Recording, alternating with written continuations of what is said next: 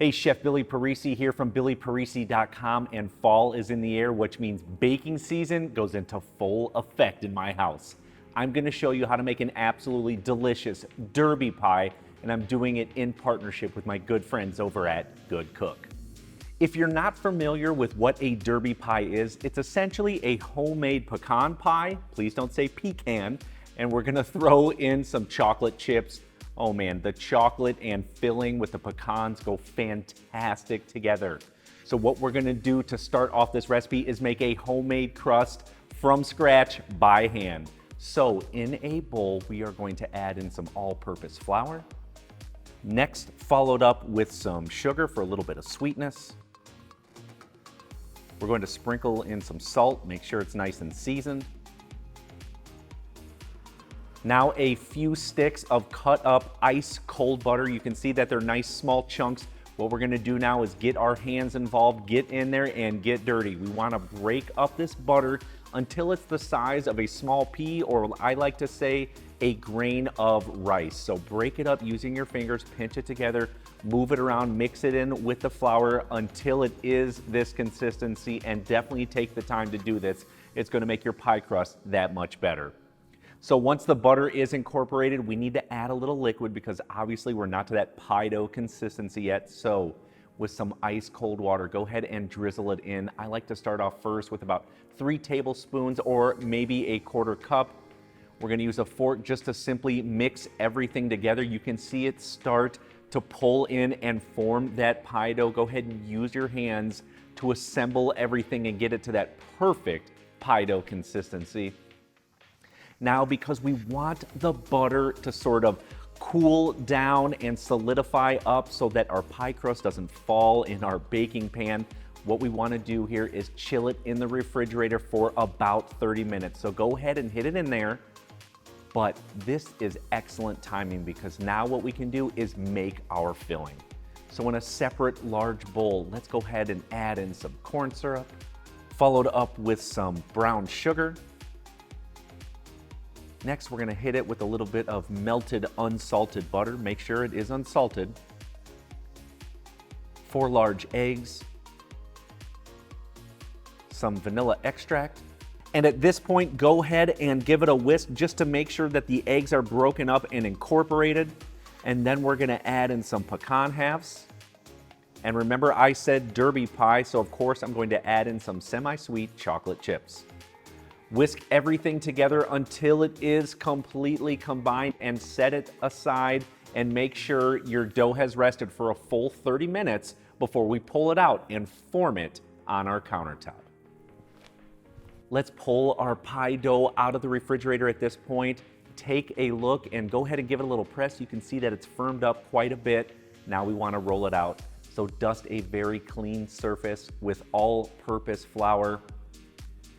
Add our pie dough right to the center of that flour, and I want to give you a little bonus here, my friends. So I'm going to stop and tell you I've made enough pie dough so that you can have 2 crusts. That's right.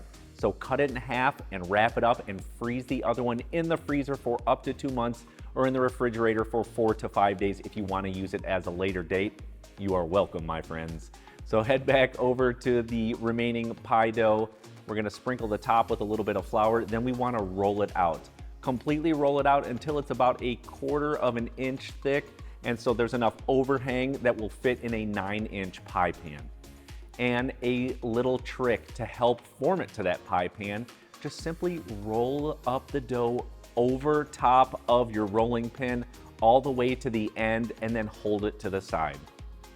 And now to put it in the pie pan, I'm going to be using GoodCook stoneware pie dish. I love this, and here's why. It's got an already made fluted edge. I can't tell you how many times I've tried to flute my own edge on the crust of the pie, and it just doesn't turn out. It either falls in or on the outside. This will hold it in place and make sure your pie is beautiful. So go ahead and roll that dough right over top of the pan. Then we want to form it to the inside and all around the edges on the inside there. Now just simply cut off any excess, but we do want to leave about a 1-inch lip on the outside of that pie pan. And now what we do is simply flip over that hanging edge inside and then press it down so that it forms to the outside fluted edge. It's gonna look absolutely gorgeous and just take this pie to the next level. Once your pie crust is formed, what we wanna do is pour that filling right to the center of our pie dough.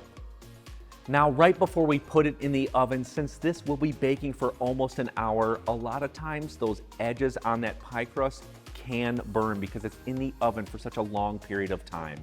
But with GoodCook adjustable silicone pie crust shield, all you do is wrap it around that outside edge. This protects it from that direct heat to make sure it doesn't get overly crunchy and overly brown and burnt. This will absolutely save that beautiful fluted pie crust that we have on this derby pie. Now head over to the oven, and on 375 degrees, we're gonna bake the derby pie for 30 minutes. We're then gonna turn it down to 350 degrees and bake it for another 30 minutes. The pie is finished. It smells absolutely amazing in this place. So let's go ahead and take it out and set it on a cooling rack. This is going to be the hardest part, my friend, because it looks amazing and it smells so good in here. You're going to have to wait until it completely cools to room temperature. My advice to you is let it sit overnight, let it literally cool to room temp so it's not staring at you in the face all day long to take a slice out and try to eat it. It does need to cool. But while it is cooling, what you can do is make some homemade whipped cream. And I mean homemade because we're doing it by hand. So in a bowl, add some heavy whipped cream.